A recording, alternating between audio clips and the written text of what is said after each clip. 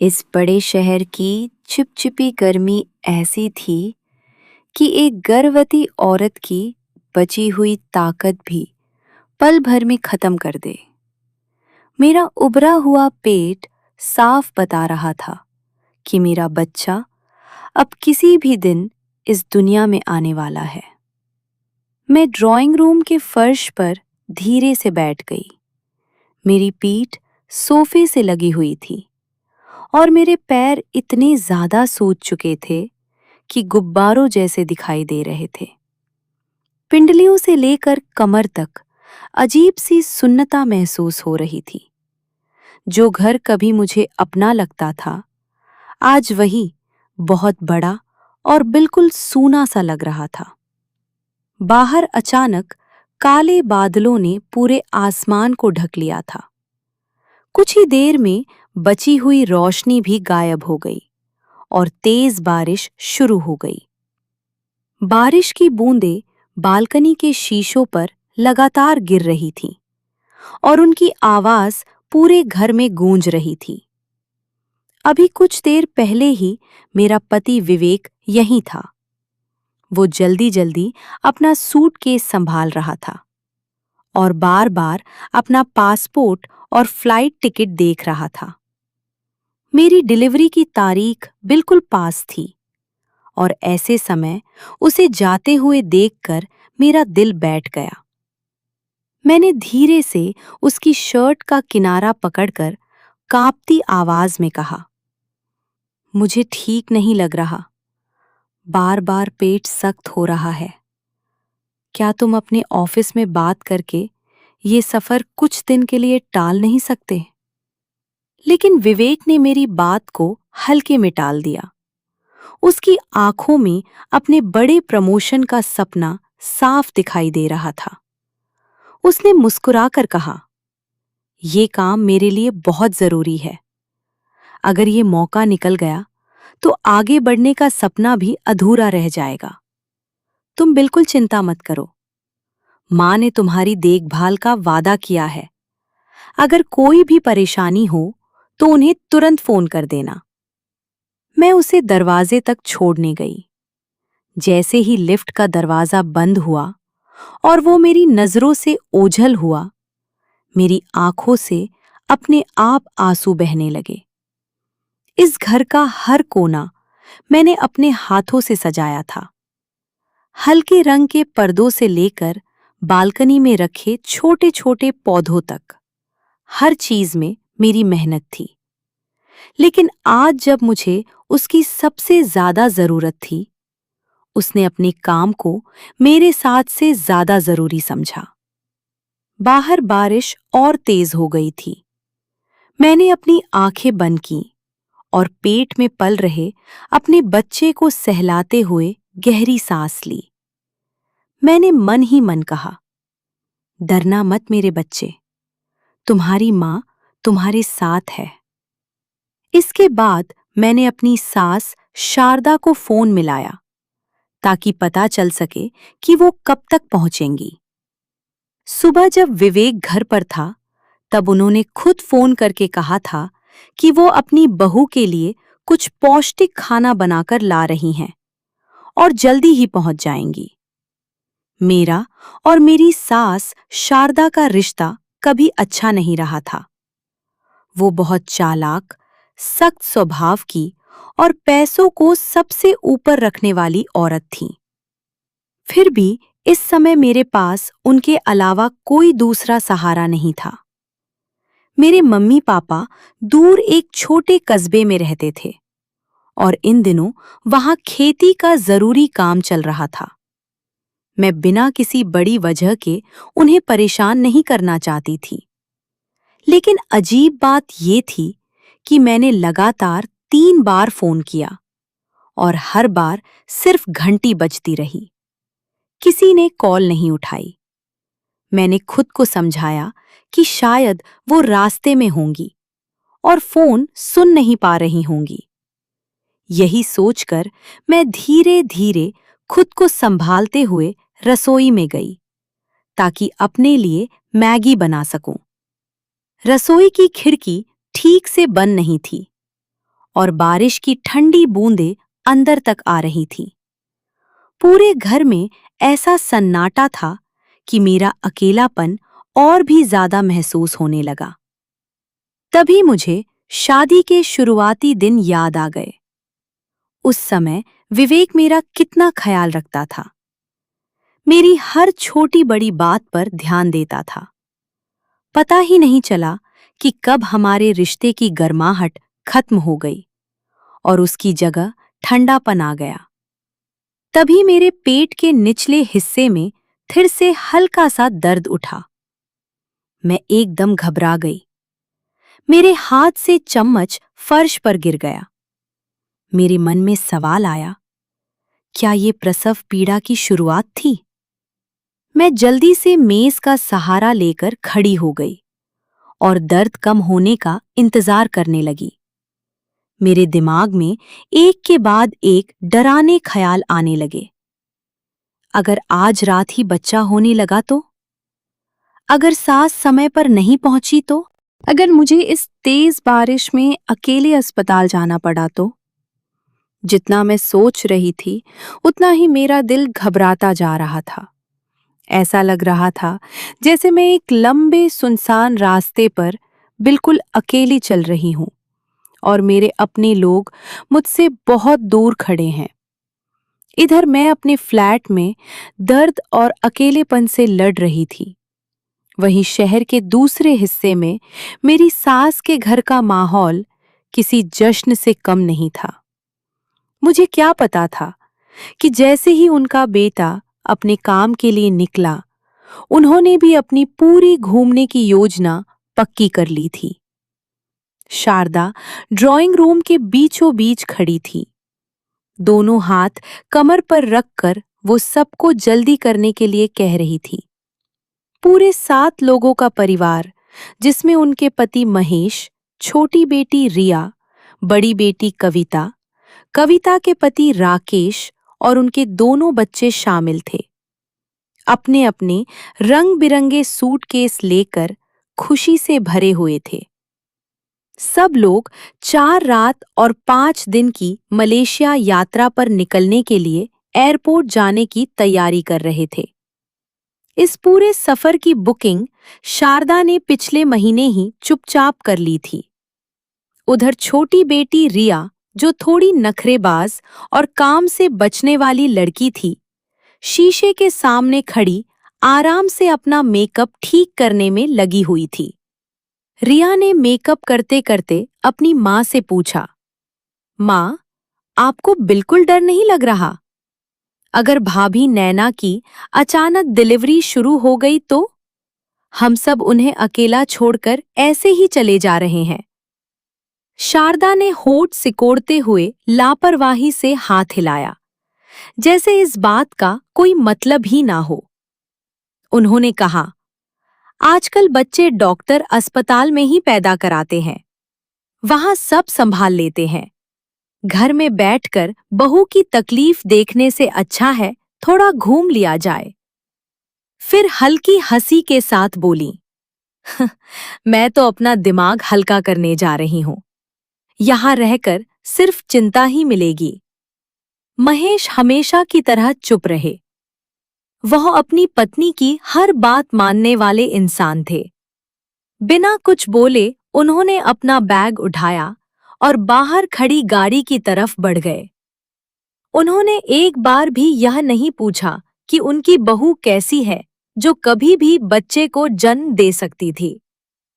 उधर कविता और उसका पति राकेश भी वहां घूमने, खरीदारी करने और नए नए खाने का मजा लेने की बातें कर रहे थे। किसी के चेहरे पर मेरी चिंता दिखाई नहीं दे रही थी, जबकि मैं उसी परिवार की आने वाली नई जिंदगी को अपनी कोख में संभाले बैठी थी। लेकिन शारदा की योजना सिर्फ मुझे अकेला छोड़ने तक नहीं थी।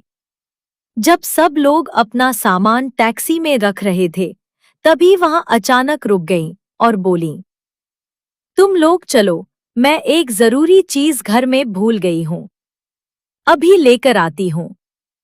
वह वापस अंदर गईं, लेकिन अपने कमरे में नहीं, वह सीधे ड्राइंग रूम के कोने में रखी लकड़ी की अलमारी के पास पहुंची और वहां से एक गहरे भूरे रंग की अच्छी तरह बंद किया हुआ लिफाफा निकाल लिया।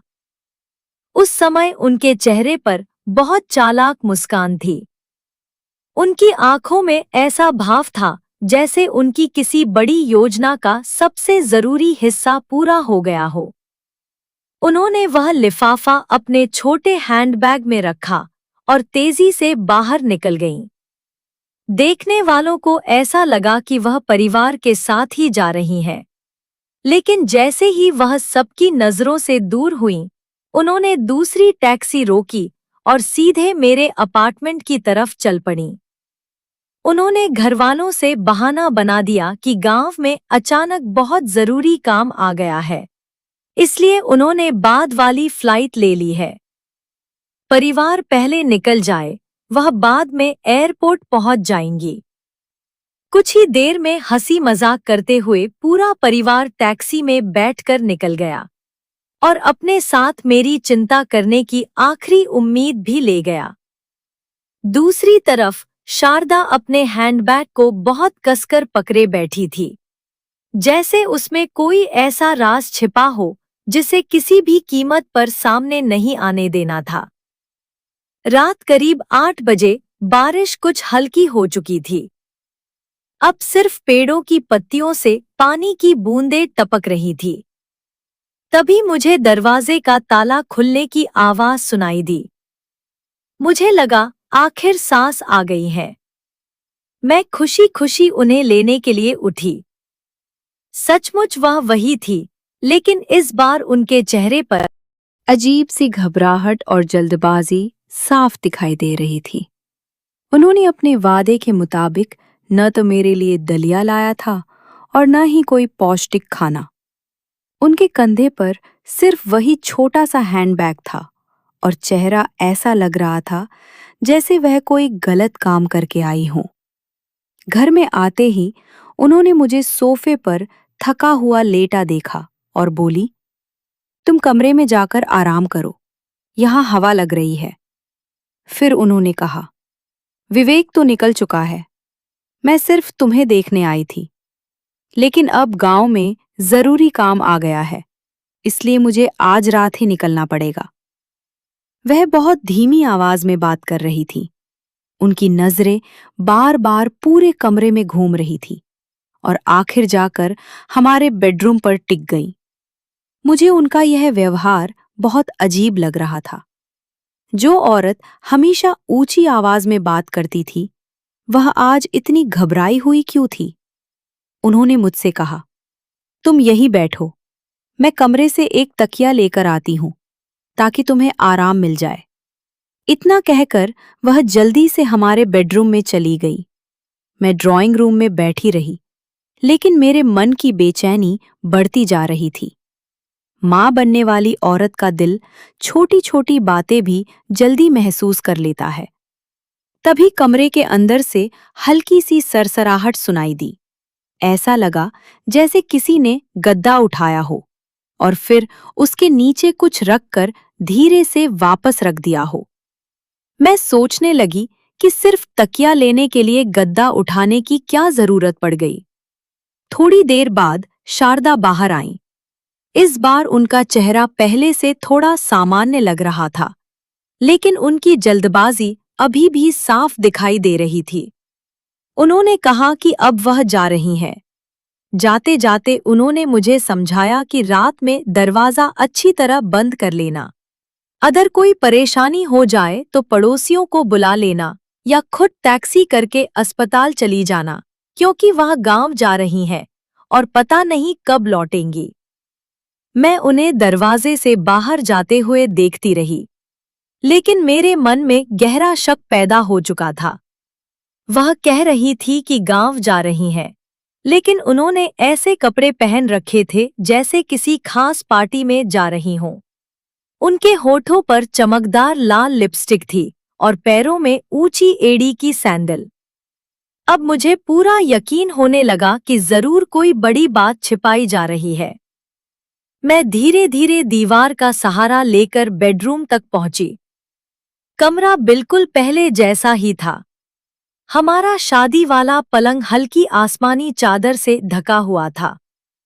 मैं पलंग के सिरहाने पहुंची, जहां से कुछ देर पहले आवाज आई थी। मैंने पूरी ताकत लगाकर गद्दे का एक कोना उठाया और अगले ही पल मेरी धड़कन जैसे रुक गई। गद्दे के नीचे, ठीक उसी जगह जहां मैं हर रात सोती थी, एक गहरे भूरे रंग का लिफाफा रखा हुआ था। मैंने कांपते हाथों से उसे उठाया। उस पर न किसी का नाम लिखा था और न ही कोई पता। वह सिर्फ मजबूत टेप से अच्छी तरह बंद किया गया था। मेरी सांस अटक गई। आखिर मेरे बिस्तर के नीचे इसे छिपाने की क्या जरूरत थी? क्या यही वह ताबीज था जिसके बारे में विवेक अक्सर कहता था कि उसकी मां मंदिर से लाती है? लेकिन अगर यह सच में ताबीज था, तो उन्होंने मुझे सीधे हाथ में देने की बजाय इसे चोरी छिपे यहाँ क्यों छिपाया? मैंने उस लिफाफे को अपने हाथों में लेकर महसूस किया कि उसके अंदर कई मोटे कागज रखे हुए थे। मेरे मन में एक अजीब सा डर बैठने लगा। एक पल के लिए मैंने सोचा कि अभी इसी समय इसे खोलकर देख लेती हूँ। लेकिन मेरे हाथ इतने ज्यादा कांप रहे थे कि मैं कुछ भी नहीं कर पा रही थी। मैं पलंग के किनारे बैठ गई और उस बंद लिफाफे को लगातार देखती रही, जैसे उसके अंदर कोई ऐसा राज छिपा हो जो मेरी पूरी जिंदगी बदल सकता था। दिल के किसी कोने से बार बार यही एहसास हो रहा था कि अगर मैंने इसे खोल लिया तो शायद उसके बाद कुछ भी पहले जैसा नहीं रहेगा। काफी देर तक मैं वहीं बैठी रही। वह भूरा लिफाफा मेरे दिमाग पर किसी भारी बोझ की तरह दबाव बना रहा था। एक के बाद एक सवाल मेरे मन में घूम रहे थे। आखिर शारदा ऐसा क्या छिपाना चाहती थी? उन्हें यह सब चोरी छिपे करने की जरूरत क्यों पड़ी? अगर मैंने कमरे से वह हल्की सी आवाज न सुनी होती तो शायद। मुझे इस लिफाफे के बारे में तब तक पता भी नहीं चलता जब तक बहुत देर न हो जाती। मैंने एक बार फिर लिफाफे को देखा और फिर खिड़की के बाहर फैली काली रात को, जिसने पूरे शहर को अपनी चादर में ढक लिया था। तभी अचानक मेरे मन में एक उपाय आया। अगर वो इसे मुझसे छिपाना चाहती थी, तो साफ था कि वो नहीं चाहती थी कि मुझे इसकी जरा भी खबर लगे। और अगर उनका इरादा मेरे खिलाफ कुछ करने का था, तो मैं चुप बैठकर उसका इंतजार नहीं कर सकती थी। मैं धीरे धीरे उठी और ड्राइंग रूम के कोने में रखे पुराने अखबारों के ढेर तक पहुंची। वहां से कुछ पुराने अखबार निकाले और कैंची से उन्हें बिल्कुल उसी आकार में काट लिया जितने आकार के कागज उस लिफाफे में थे। फिर मैंने मेज की दराज से एक खाली लिफाफा निकाला और उन कटे हुए अखबारों को उसके अंदर रख दिया। उसके बाद मैंने उसे भी उसी तरह टेप से अच्छी तरह बंद कर दिया जैसे असली लिफाफा बंद किया गया था। फिर मैं वापस बेडरूम में गई, गद्दा उठाया और नकली लिफाफा ठीक उसी जगह रख दिया जहां पहले असली लिफाफा रखा था। यह सब करते करते मेरी सांस फूल गई। पूरा शरीर पसीने से भीग चुका था। तभी मेरे पेट में पहले से भी ज्यादा तेज दर्द उठा। उसी पल मुझे समझ आ गया कि अब मैं इस घर में एक पल भी नहीं रुक सकती। जो घर कभी मेरा अपना था, वही अब मुझे किसी खतरनाक जाल जैसा लगने लगा था। मैंने जल्दी जल्दी अपने कुछ कपड़े और बच्चे के लिए रखा जरूरी सामान एक छोटे से बैग में रखा। मैंने जानबूझकर ज्यादा सामान नहीं लिया ताकि किसी को शक ना हो। असली लिफाफा मैंने अपने हैंडबैग में सुरक्षित रख लिया। फिर घर का दरवाजा बंद किया और धीरे धीरे बाहर गलियारे में निकल आई। दर्द के कारण मेरा हर कदम भारी हो चुका था, लेकिन वहां से निकल जाने का इरादा मुझे आगे बढ़ने की ताकत दे रहा था। नीचे पहुंचकर मैंने एक टैक्सी बुला ली। ड्राइवर ने मेरा बड़ा पेट देखकर घबराकर पूछा, मैडम, अस्पताल चलना है क्या? मैंने सिर हिलाकर मना किया और जितना हो सके शांत रहते हुए कहा, मुझे शहर से बाहर मेरे गांव छोड़ दीजिए। उसने बाहर फैले अंधेरे को देखा, फिर मुझे अकेले खड़ा देखकर कुछ पल सोचा, लेकिन मेरे चेहरे पर दिखाई दे रहे फैसले को देखकर बिना कुछ बोले गाड़ी आगे बढ़ा दी। टैक्सी रात के सन्नाटे को चीरती हुई लगातार आगे बढ़ती रही। शहर की चमकती रोशनियां धीरे धीरे पीछे छूटने लगीं। मैं पिछली सीट पर बैठी अपने हैंडबैग को कसकर पकड़े खिड़की के बाहर देखती रही। कई घंटे बाद हेडलाइट की रोशनी में दूर दूर तक फैले धान के खेत दिखाई देने लगे। खिड़की की हल्की सी दरार से मिट्टी और पकी हुई फसल की खुशबू अंदर आने लगी। पता नहीं क्यों, लेकिन मेरा मन धीरे धीरे हल्का होने लगा।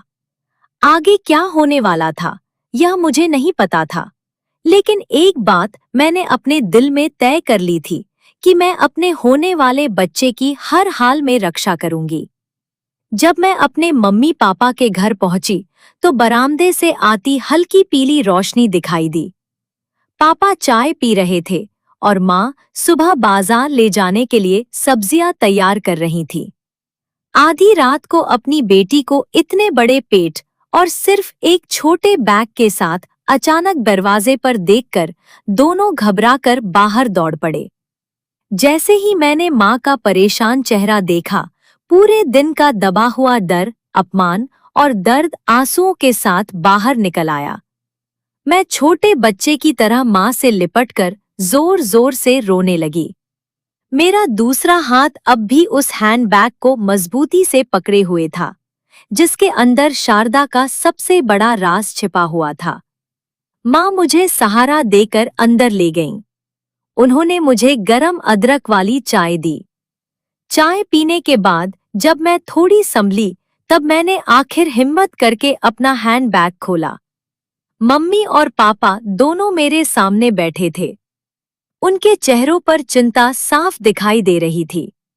मैंने कांपते हाथों से वह लिफाफा बाहर निकाला और छोटी कैंची से उसका ऊपरी हिस्सा धीरे धीरे काट दिया। अंदर रखे सारे कागज लकड़ी की मेज पर फैला दिए। सबसे ऊपर जो कागज था वह आरएमसी नाम के एक निजी क्लिनिक का मेडिकल सर्टिफिकेट था। उस पर मेरा नाम नैना साफ लिखा हुआ था। जैसे ही मेरी नजर बीमारी वाले हिस्से पर गई, मेरे पूरे शरीर में सिहरन दौड़ गई। उसमें लिखा था कि मुझे गंभीर मानसिक बीमारी है, गर्भावस्था के दौरान गहरा अवसाद है और बच्चे के जन्म के बाद मेरी मानसिक हालत और खराब हो सकती है, जिससे मैं खुद को या दूसरे लोगों को नुकसान पहुंचा सकती हूँ। नीचे यह भी लिखा था कि मुझे लगातार निगरानी और इलाज की जरूरत है। उस कागज पर क्लिनिक की लाल मोहर लगी थी और किसी ऐसे डॉक्टर के हस्ताक्षर थे जिसका नाम मैंने अपनी जिंदगी में कभी नहीं सुना था। माँ ने वह कागज उठाया, उसे कई बार ध्यान से पढ़ा और फिर पूछा, बेटी, यह सब क्या है? कोई तुम्हें मानसिक रूप से बीमार क्यों साबित करना चाहता है? मेरे मुंह से एक भी शब्द नहीं निकला। मेरा गला पूरी तरह भर चुका था। मैंने दूसरा कागज उठाकर खोला। इस बार वह एक कानूनी शपथ पत्र था, जिसमें लिखा था कि मेरी मानसिक हालत ठीक नहीं है, इसलिए मैं अपनी मर्जी से अपना फ्लैट और अपनी 50 लाख रुपए की पूरी बचत का अधिकार अपनी सास शारदा को सौंप रही हूं। उस शपथ पत्र में आगे साफ लिखा था कि अगर मुझे लंबे समय तक इलाज के लिए किसी मानसिक अस्पताल में भर्ती करना पड़े, तो मेरे होने वाले बच्चे की देखभाल और उसकी परवरिश का पूरा अधिकार भी मेरी सास शारदा के पास रहेगा। यह पढ़ते ही मैं बिल्कुल सुन्न हो गई। मुझे अपनी आंखों पर भरोसा ही नहीं हो रहा था। अब इसमें किसी तरह की गलतफहमी की कोई गुंजाइश नहीं थी। यह बहुत सोच समझकर रची गई एक खतरनाक और नीच साजिश थी। शारदा चाहती थी कि जैसे ही मेरा बच्चा इस दुनिया में आए, मुझे मानसिक रूप से बीमार साबित करके अस्पताल भेज दिया जाए, ताकि वह मेरी सारी संपत्ति और वह सब कुछ अपने नाम कर सकें, जिसे मैंने और मेरे पति विवेक ने सालों की मेहनत से बनाया था। इतना ही नहीं, वह मेरा बच्चा भी मुझसे छीन लेना चाहती थी, जिसे मैं इतनी तकलीफ सहकर जन्म देने वाली थी। अब मुझे समझ में आने लगा कि विवेक की अचानक आई ऑफिस की यात्रा और पूरे परिवार का एक साथ घूमने निकल जाना कोई साधारण बात नहीं थी। सब कुछ पहले से तय किया गया था। उन्होंने जानबूझकर मुझे घर में अकेला छोड़ा था। शायद इसके बाद वह ऐसा माहौल बनाते कि सबको लगे मैं सच में मानसिक संतुलन खो चुकी हूं। फिर इन्हीं नकली कागजों के सहारे मुझे जबरदस्ती किसी अस्पताल में भर्ती करवा देते। उस फर्जी लाल मोहर को देखकर साफ लग रहा था कि इसकी तैयारी काफी समय पहले से चल रही थी। मेरे अंदर अचानक इतना गुस्सा भर गया कि मेरा सारा डर उसी में दब गया। मैंने अपने मम्मी पापा की तरफ देखा। दोनों सीधे सादे किसान थे और अपनी समधन की ऐसी घटिया सोच देखकर पूरी तरह हैरान थे। पापा ने मेज पर जोर से हाथ मारा। उसकी आवाज पूरे कमरे में गूंज गई। उन्होंने दांत भींचते हुए कहा, ये लोग इंसान नहीं हैं। अपनी ही बहू की जिंदगी बर्बाद करके उसकी मेहनत की कमाई हड़पना चाहते हैं। माँ मुझे गले लगाकर रोने लगी और बार बार कहने लगी, मेरी बेटी, तू आखिर कैसे ऐसे लोगों के बीच फंस गई? मैंने उन कागजों को मजबूती से पकड़ लिया। अब मेरी आंखों में डर नहीं था। वहां सिर्फ एक मजबूत फैसला दिखाई दे रहा था। उसी पल मैंने तय कर लिया कि अब मैं चुप नहीं बैठूंगी। अब लड़ाई होगी और मैं उन्हें किसी भी हालत में सफल नहीं होने दूंगी। जो कागज मुझे बर्बाद करने के लिए बनाए गए थे, अब वही उनके खिलाफ सबसे बड़ा सबूत बनेंगे। मैंने अपने पेट पर हाथ रखा और धीरे से अपने बच्चे से कहा, तू बिल्कुल मत डर। तेरी माँ किसी को भी हमारा नुकसान नहीं करने देगी। गांव की रात पूरी तरह शांत थी। दूर खेतों की तरफ से झींगुरों की आवाज आ रही थी और छत पर लगा पंखा धीरे धीरे घूम रहा था।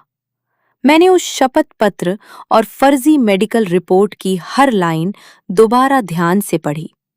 बाहर मौसम गर्म था, लेकिन मेरे पूरे शरीर में ठंड सी उतर गई थी। पापा मेरे पास बैठे थे।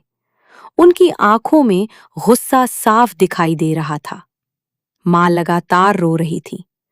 उनके कंधे पर तौलिया रखा था और वह बार बार मेरे चेहरे और मेरे बड़े पेट को चिंता भरी नजरों से देख रही थी। मैंने खुद को शांत करने की कोशिश की ताकि हर बात ठीक से समझ सकूं। जिस फ्लैट में मैं और विवेक रहते थे, वह हमारी 5 साल की मेहनत और बचत का नतीजा था। उसमें मेरे मम्मी पापा के दिए हुए पैसे भी लगे थे।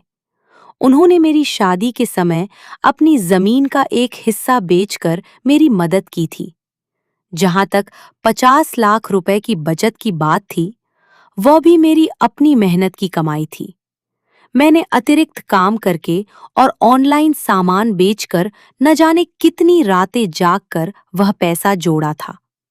लेकिन शारदा, जो हर समय ईमानदारी और अच्छे संस्कार की बातें करती थी, वही इतनी बड़ी चाल चल चुकी थी। मैंने शपथ पत्र को फिर से ध्यान से पढ़ा। सब कुछ बहुत चालाकी से तैयार किया गया था। उसमें लिखा था कि मुझे गंभीर मानसिक बीमारी है और मैं अपने व्यवहार पर नियंत्रण नहीं रख पाती। इसलिए अपने होने वाले बच्चे और संपत्ति की सुरक्षा के लिए मैं अपनी मर्जी से सारी संपत्ति अपनी सास शारदा के नाम कर रही हूं। सबसे शर्मनाक बात यह थी कि उसमें यह भी लिखा था कि अगर इलाज के दौरान मैं किसी बात का विरोध करूं, तो मेरी सास को मेरे ऊपर किसी भी तरह का इलाज करवाने का पूरा अधिकार होगा। यानी मेरी आजादी और मेरी पूरी जिंदगी उनके हाथों में चली जाती। माँ ने मेरा हाथ कसकर पकड़ लिया और पूछा, आखिर विवेक अपनी माँ को ऐसा करने कैसे दे सकता है? वह तो कितना अच्छा लड़का था। जब भी गांव आता था सबकी इज्जत करता था। उसमें इतना बदलाव कैसे आ गया? मैं सिर्फ हल्की सी कड़वी मुस्कान के साथ सिर हिला पाई। सच तो यह था कि शायद विवेक पूरी तरह नहीं बदला था, लेकिन आगे बढ़ने की चाह और अपनी कमजोरी ने उसे गलत लोगों का साथ देने पर मजबूर कर दिया था। मेरी डिलीवरी में सिर्फ कुछ ही दिन बाकी थे, फिर भी वह काम के बहाने बाहर चला गया। ऐसा नहीं था कि उसे छुट्टी नहीं मिल सकती थी। वह इसलिए गया ताकि जब उसकी माँ अपना खेल खेले तब वह वहां मौजूद न रहे। वह अपने हाथ साफ रखना चाहता था ताकि बाद में उसकी नौकरी और तरक्की पर कोई दाग न लगे और सारे गलत काम का बोझ सिर्फ उसकी माँ पर ही आए। काफी देर तक कमरे में गहरी चुप्पी छाई रही। फिर पापा ने कहा, तू बिल्कुल चिंता मत कर, अब तू यहीं रहेगी। हमारा घर छोटा जरूर है, लेकिन तेरे और तेरे बच्चे के लिए कभी किसी चीज की कमी नहीं होने देंगे। इस देश में कानून अभी भी जिंदा है। वो लोग अपनी मनमानी नहीं कर पाएंगे। फिर उन्होंने मां से कहा, सुबह होते ही हमारे पुलिस में काम करने वाले रिश्तेदार चाचा को बुलाओ। उनसे पूछेंगे कि शिकायत कैसे करनी है। मेरी नजर मेज पर रखे मोबाइल पर गई। वह बिल्कुल शांत पड़ा था। न विवेक का कोई संदेश आया था और ना ही ससुराल से किसी का फोन। शायद वह लोग अपनी विदेश यात्रा का मजा लेने में इतने व्यस्त थे कि उन्हें लग रहा था मैं अभी भी उसी फ्लैट में अकेली बैठी डर रही हूं। उन्हें जरा भी अंदाजा नहीं था कि मैं वहां से निकल चुकी हूं और अब उनकी पूरी साजिश मेरे हाथ लग चुकी थी। उनके लालच ने उनकी सोच पर ऐसा पर्दा डाल दिया था कि वो ये भूल गए थे कि जब एक माँ अपने बच्चे की रक्षा के लिए खड़ी होती है तब उससे ज्यादा मजबूत कोई नहीं होता। मैंने उन सभी कागजों को फिर से संभालकर पापा के पुराने बैग में रख दिया। मुझे अच्छी तरह पता था कि आगे की राह बिल्कुल आसान नहीं होगी, लेकिन अब मेरे मन में किसी भी तरह का डर नहीं बचा था। मेरा परिवार मेरे साथ था और सबसे बड़ी बात, सच भी मेरे साथ था। अगर शारदा मुझे मानसिक रूप से बीमार साबित करके मेरी संपत्ति और मेरा बच्चा छीनना चाहती थी, तो अब उन्हें इंतजार करना होगा। मैं उन्हें दिखाकर रहूंगी कि धोखे और लालच की कीमत कितनी भारी पड़ती है। रात करीब 2 बजे अचानक मेरे पेट में बहुत तेज दर्द उठा। ऐसा लगा जैसे पूरा पेट एकदम से सिकुड़ गया हो और कमर से लेकर आगे तक दर्द की तेज लहर दौड़ गई हो। मैंने धीरे धीरे उठने की कोशिश की। मैं माँ को आवाज देने ही वाली थी कि तभी मुझे महसूस हुआ कि मेरी टांगों से गर्म पानी जैसा कुछ बह रहा है। मैं तुरंत समझ गई कि मेरी पानी की थैली फट चुकी है। मैंने कांपती आवाज में कहा, माँ। दर्द के कारण मेरी आवाज साफ भी नहीं निकल रही थी। माँ की नींद बहुत हल्की थी। मेरी आवाज सुनते ही वह तुरंत उठ गईं। उन्होंने कमरे की लाइट जलाई और भागकर मेरे पास आ गईं। पापा भी उसी समय जाग गए। उन्होंने बिना देर किए अपनी पुरानी मोटरसाइकिल निकाली ताकि पास के जीवन सेवा अस्पताल से एम्बुलेंस बुला सकें। पूरा गांव गहरी नींद में डूबा हुआ था। सिर्फ ठंडी हवा चल रही थी और पेड़ों की पत्तियों की सरसराहट सुनाई दे रही थी।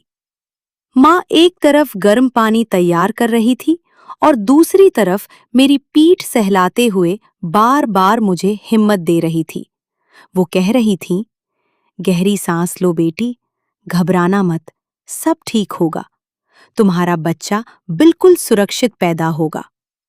कमरे में रखे छोटे से इमरजेंसी लैंप की हल्की रोशनी में जब मैंने अपनी माँ का थका हुआ लेकिन हिम्मत से भरा चेहरा देखा, तो मेरी आंखों से आंसू निकल आए। अगर मैं समय रहते शहर से यहाँ ना आई होती तो शायद ये सब मुझे अकेले उन ठंडी दीवारों वाले घर में सहना पड़ता। माँ ने मेरा हाथ मजबूती से पकड़ लिया। उनकी मेहनत से सख्त हुई हथेलियों ने मुझे नई ताकत दे दी। उसी समय मैंने अपने मन में फैसला किया कि अब मुझे अपने बच्चे और अपने लिए हर हाल में मजबूत बनना होगा। मैं हार नहीं मान सकती थी, क्योंकि अगर मैं टूट गई तो वे लोग अपनी साजिश में सफल हो जाते। दर्द लगातार बढ़ता जा रहा था। ऐसा लग रहा था जैसे पूरे शरीर में हजारों सुइयां एक साथ चुभ रही हों। मैंने अपने होंठ कसकर भींच लिए ताकि मेरे मुंह से तेज चीख न निकले और माँ पापा और ज्यादा परेशान न हों। लगभग आधे घंटे बाद जीवन सेवा अस्पताल की एम्बुलेंस हमारे घर पहुंच गई, जिसे पापा पहले ही बुला चुके थे। डॉक्टर और नर्सों ने जल्दी से मुझे स्ट्रेचर पर लिटाकर एम्बुलेंस में बैठा दिया। माँ पहले से तैयार किया हुआ बच्चे का छोटा बैग भी साथ ले आईं। निकलते समय उन्होंने पापा से कहा कि वह घर पर ही रहें और जैसे ही कोई खबर मिले उन्हें तुरंत फोन कर दिया जाएगा। एम्बुलेंस की लाल और नीली लाइटें लगातार चमक रही थीं। मैं स्ट्रेचर पर लेटी सड़क के दोनों तरफ पीछे छूटते पेड़ों को देख रही थी। मुझे अपने पेट में अपने बच्चे की हल्की हलचल महसूस हो रही थी, जैसे वह भी पूरी ताकत से इस दुनिया में आने की कोशिश कर रहा हो। अस्पताल के प्रसव कक्ष में पहुंचते ही दवाइयों और सफाई की तेज गंध ने मुझे थोड़ा असहज कर दिया। ऊपर सफेद तेज लाइटें जल रही थी।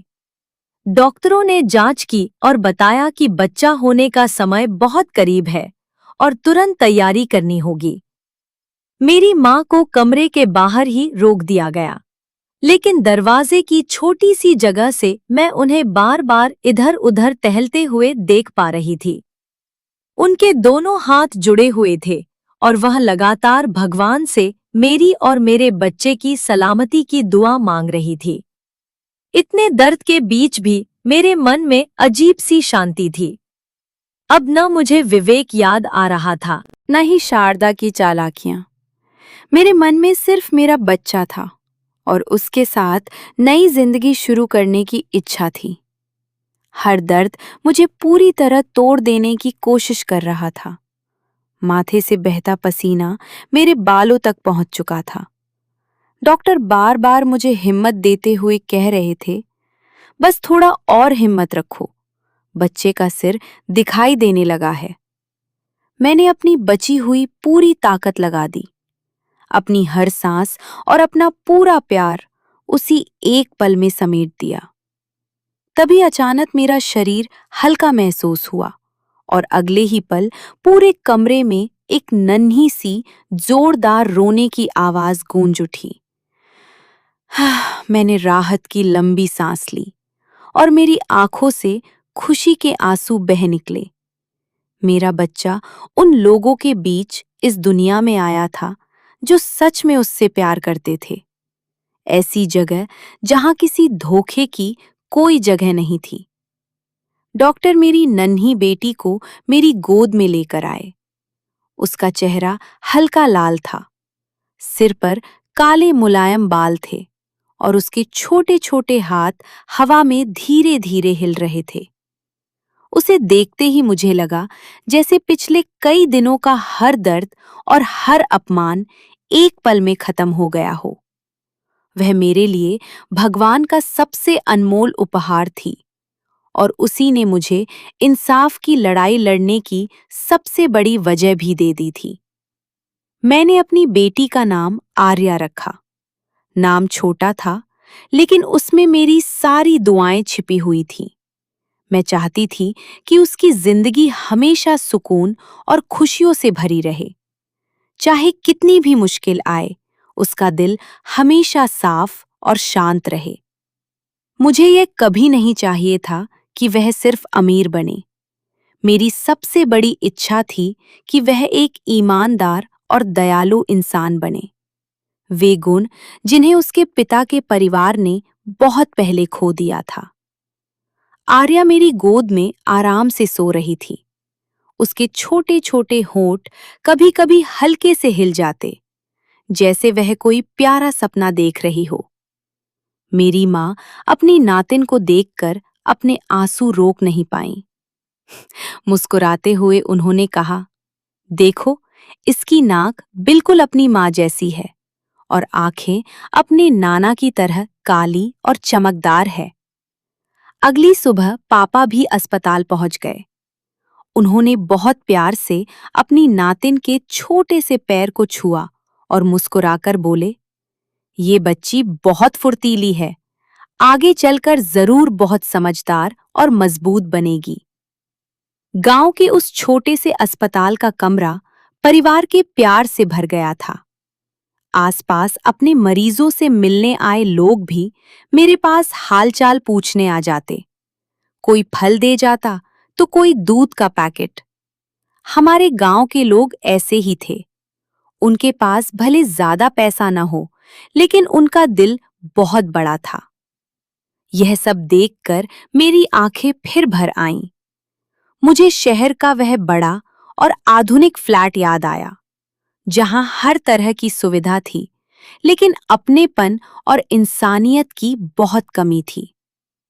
अस्पताल में रहते हुए मैंने अपना पूरा समय अपनी बेटी की देखभाल करने और आगे की योजना बनाने में बिताया।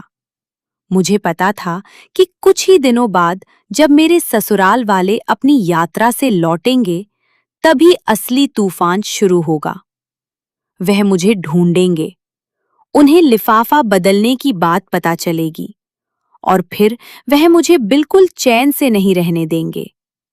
मैंने सोती हुई आर्या को देखा और मन ही मन खुद से कहा कि अब मुझे पहले से भी ज्यादा मजबूत बनना होगा। अब मैं सिर्फ अपने लिए, अपने घर या अपनी मेहनत की कमाई के लिए नहीं लड़ रही थी। सबसे जरूरी बात यह थी कि मुझे अपनी बेटी के लिए एक सुरक्षित, साफ और प्यार भरा भविष्य बचाना था। मेरी माँ रोज मेरे लिए पौष्टिक दलिया और ताजी हरी सब्जियां बनाकर लाती थी। वह मुस्कुराकर कहती थी, अच्छे से खाना खाओ, ताकि बेटी को दूध पिलाने की ताकत भी रहे और बुरे लोगों का सामना करने की हिम्मत भी। माँ हमेशा उन लोगों को दुश्मन ही कहती थी, और इस बार वह बिल्कुल सही थी। उन्होंने धोखे से मेरे खिलाफ लड़ाई शुरू की थी, और अब मैं सच और कानून की ताकत से उन्हें उसी का जवाब देने वाली थी।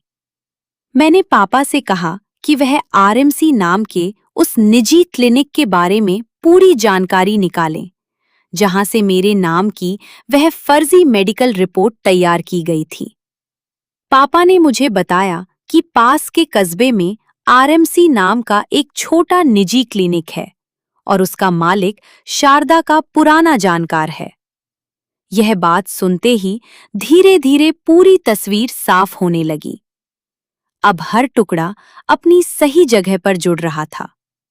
मुझे समझ आने लगा कि यह सब अचानक नहीं हुआ था, बल्कि बहुत पहले से इसकी तैयारी की गई थी। मैंने अस्पताल की खिड़की से बाहर देखा। सुबह की पहली धूप पेड़ों की पत्तियों के बीच से झांक रही थी। उसी पल मुझे लगा कि मेरी और मेरी बेटी आर्या की नई जिंदगी भी यहीं से शुरू हो रही है। अब मैं वह औरत नहीं रहने वाली थी जो आंख बंद करके अपने पति की हर बात मान ले।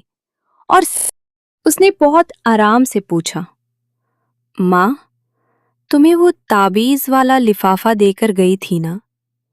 उन्होंने कहा था कि उसे तकिए या गद्दे के नीचे रखना बहुत जरूरी है, तभी उसका असर होगा। तुमने उसे ठीक से रख दिया ना? उसका ये सवाल सुनकर मेरे मन में कड़वी मुस्कान आ गई। अब मुझे समझ आ गया कि वो ये जानना चाहता था कि उनका जाल सही तरह से बिछा है या नहीं। मैंने भी बिल्कुल सामान्य आवाज में कहा, हाँ माँ, आई थी, और मैंने वो लिफाफा सबसे सुरक्षित जगह पर रख दिया है। उसकी बिल्कुल चिंता मत करो। मेरी बात सुनते ही उसकी आवाज में राहत साफ महसूस हो रही थी। उसने खुश होकर कहा, बहुत अच्छा किया। बस माँ की बात मानती रहना, सब ठीक हो जाएगा। फिर उसने ये भी कहा कि वो अगले दिन जल्दी लौट आएगा, ताकि अगर डिलीवरी के कोई भी संकेत मिले तो वह मुझे तुरंत अस्पताल ले जा सके। मैंने बिना कुछ और बोले फोन काट दिया। उस एक पल में मेरा दिल पूरी तरह टूट चुका था। जिस आदमी से मैंने कभी सबसे ज्यादा प्यार किया था, जो मेरी बेटी का पिता था, वही अपनी मां के साथ मिलकर अपनी पत्नी को मानसिक अस्पताल भेजने की साजिश का हिस्सा बना हुआ था। ठीक उस समय जब मुझे उसकी सबसे ज्यादा जरूरत थी। मैंने पूरी बातचीत अपने मम्मी पापा को बता दी। पापा ने कहा, दुनिया में ऐसे लोग भी होते हैं जो अपने ही रिश्तों की कीमत भूल जाते हैं। मां गुस्से से कांप रही थी। उन्होंने कहा, बस इंतजार करो। जब वह यहां आएंगे और तुम्हें और हमारी आर्या को देखेंगे, तब उनके चेहरे देखने लायक होंगे। मैंने मां का हाथ पकड़कर कहा, अभी सिर्फ गुस्से से काम नहीं चलेगा। हमें और सबूत इकट्ठा करने होंगे। मैं नहीं चाहती कि यह मामला सिर्फ घर का झगड़ा बनकर रह जाए। जिन्होंने फर्जी कागज बनवाए हैं और मेरी संपत्ति हड़पने की योजना बनाई है, उन्हें कानून के सामने जवाब देना होगा। इसके बाद मैंने अपनी सबसे अच्छी दोस्त सोनल से संपर्क किया। कॉलेज के दिनों से वह मेरी सबसे करीबी दोस्त थी और अब एक बड़े शहर में जानी मानी वकील बन चुकी थी। मैंने उसे पूरी कहानी बताई और लिफाफे में मिले सभी कागजों की तस्वीरें भेज दी। सब कुछ सुनने के बाद वह कुछ देर तक बिल्कुल चुप रही। फिर उसने कहा, यह सिर्फ परिवार का झगड़ा नहीं है, यह सीधा आपराधिक मामला है। उसने सलाह दी कि मैं फिलहाल किसी को भी यह पता न चलने दूं कि मैं गांव आ चुकी हूं। ऐसा दिखाऊं कि मुझे किसी भी बात का पता नहीं है, ताकि सामने वाले लोग खुद और गलतियां करें और हमारे पास उनके खिलाफ और सबूत इकट्ठा होते जाएं। विवेक के फोन ने एक बात पूरी तरह साफ कर दी थी। वह अपनी मां की पूरी योजना से अच्छी तरह वाकिफ था। वह किसी धोखे में नहीं था, बल्कि इस साजिश में बराबर का साझेदार था। यह सच जितना दर्द देता था, उतनी ही हिम्मत भी देता था। मैंने अपनी गोद में दूध पीती हुई आर्या को देखा और मन ही मन सोचा कि मेरी बेटी को ऐसे पिता की जरूरत नहीं है और मुझे भी अपनी जिंदगी में ऐसे पति की कोई जरूरत नहीं है। थोड़ी देर बाद सोनल ने दोबारा फोन किया। उसने कहा, सबसे पहले हमें आरएमसी क्लिनिक की कानूनी जानकारी निकालनी होगी और यह भी पता करना होगा कि जिस डॉक्टर ने उस मानसिक जांच वाली रिपोर्ट पर हस्ताक्षर किए हैं, वह सच में वहां काम करता भी है या नहीं। उसने भरोसा दिलाया कि मेडिकल क्षेत्र में उसके जान पहचान के लोग इस बारे में पूरी जानकारी निकाल देंगे। अगर यह साबित हो गया कि यह सारे दस्तावेज फर्जी हैं, तो शारदा के खिलाफ मजबूत कानूनी कार्रवाई की जा सकती है। सोनल के अलावा ससुराल में मेरा एक और भरोसेमंद साथी था। उसका नाम मीरा था। वह विवेक के बड़े भाई की पत्नी थी। मीरा बहुत सीधी, शांत और अच्छी औरत थी। शारदा कई सालों से सिर्फ इसलिए उसे ताने देती थी क्योंकि उसका मायका साधारण परिवार से था। वह हमेशा उसकी तुलना मुझसे करती रहती थी, जिसकी वजह से हमारे बीच भी पहले थोड़ी दूरी आ गई थी। लेकिन मैं जानती थी कि मीरा दिल से बहुत साफ इंसान है। मैंने एक सुरक्षित मैसेजिंग ऐप के जरिए उससे परिवार की यात्रा के बारे में पूछा। उसने तुरंत जवाब दिया। उसने बताया कि पूरा परिवार अब वापस लौटने की तैयारी कर रहा है। उसके संदेशों से साफ महसूस हो रहा था कि वह बहुत डरी हुई है।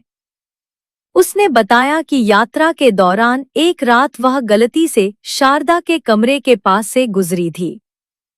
वहीं उसने शारदा और रिया को यह कहते हुए सुना कि जैसे ही मेरी डिलीवरी हो जाएगी, मुझे तुरंत किसी दूर के मानसिक अस्पताल में भर्ती करा दिया जाएगा। शारदा यह भी कह रही थी कि काम पूरा होने के बाद वह रिया को इतनी बड़ी रकम देंगी कि वह आराम से अपनी पसंद की नई कार खरीद सके। यह सब सुनने के बाद मीरा इतनी घबरा गई थी कि अब उसे समझ न आ रहा था कि वो आगे क्या करे। उधर मीरा के भेजे हुए संदेश पढ़कर मुझे थोड़ा सुकून मिला।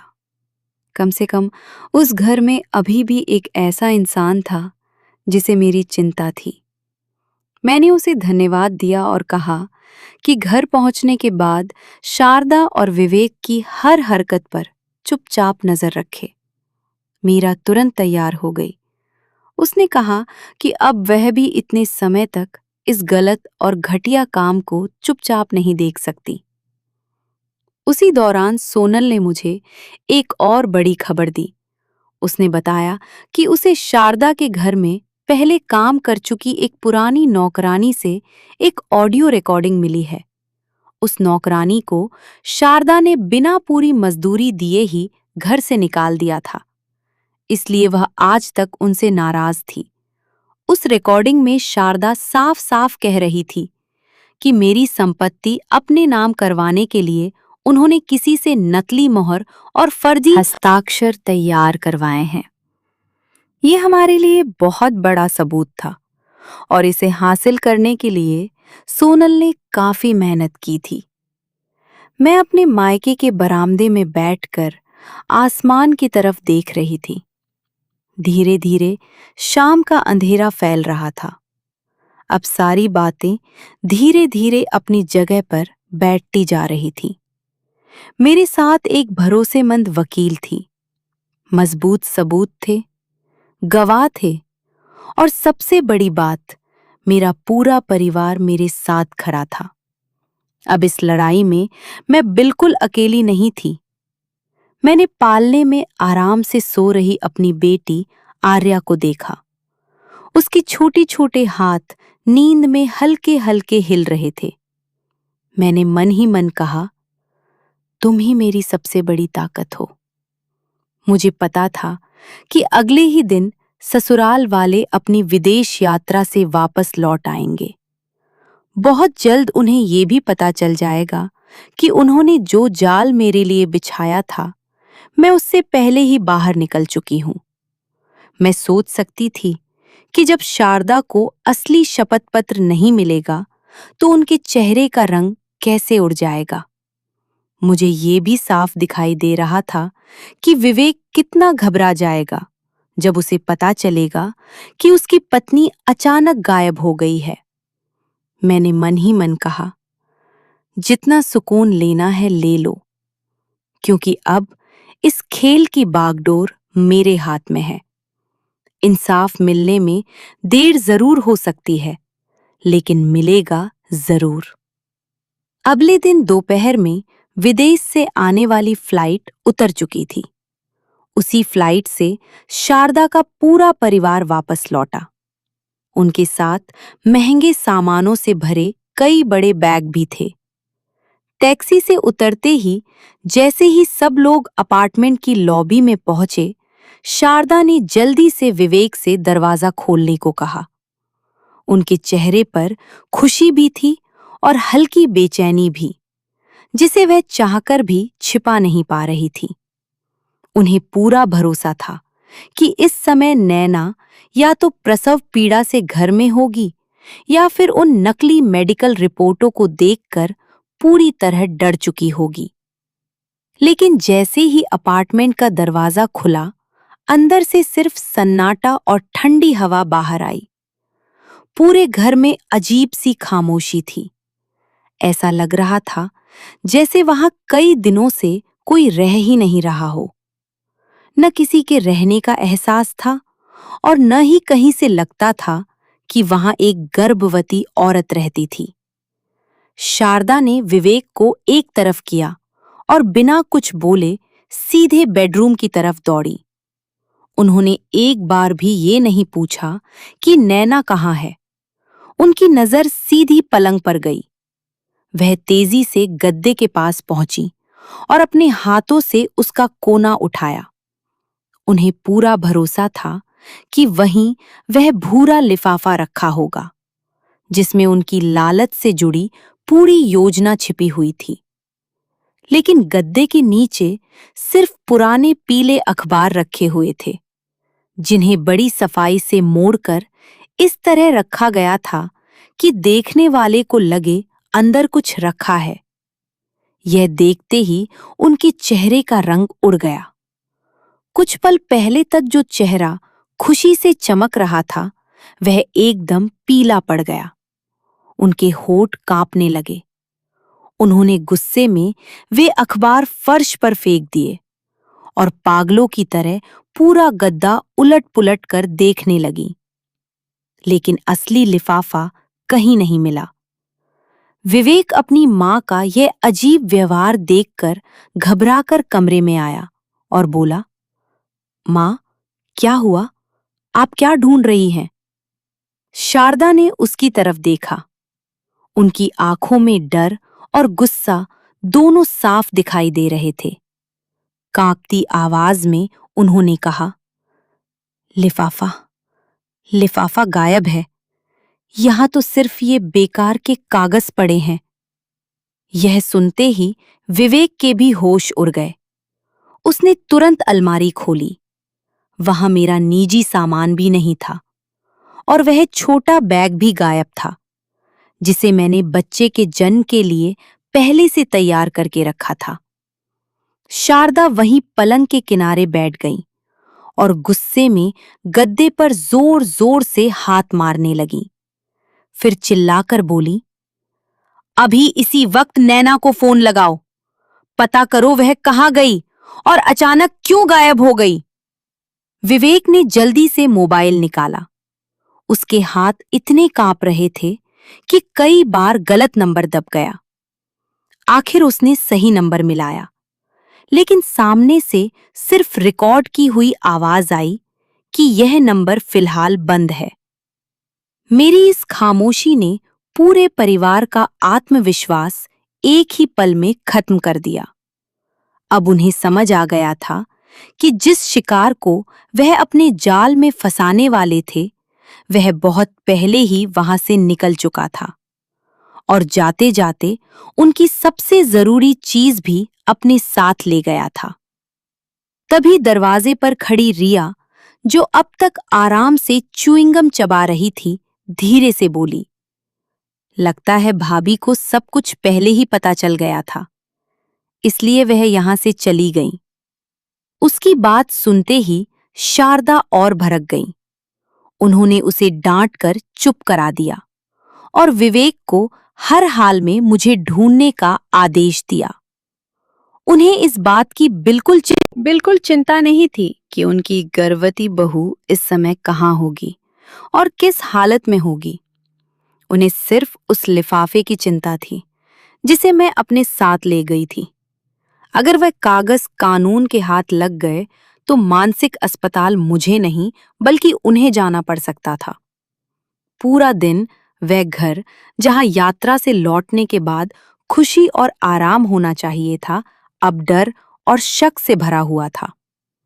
विवेक ने अपने सभी जानने वालों को फोन किए, दोस्तों से लेकर मेरे पुराने ऑफिस के लोगों तक सबसे पूछा, लेकिन किसी को नहीं पता था कि मैं कहाँ हूं। जितनी देर तक मेरा कोई पता नहीं चला, शारदा उतनी ही बेचैन होती गई।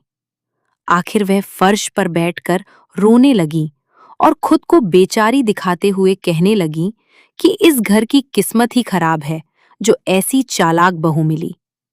लेकिन उनके दिल के अंदर असली डर बैठ चुका था।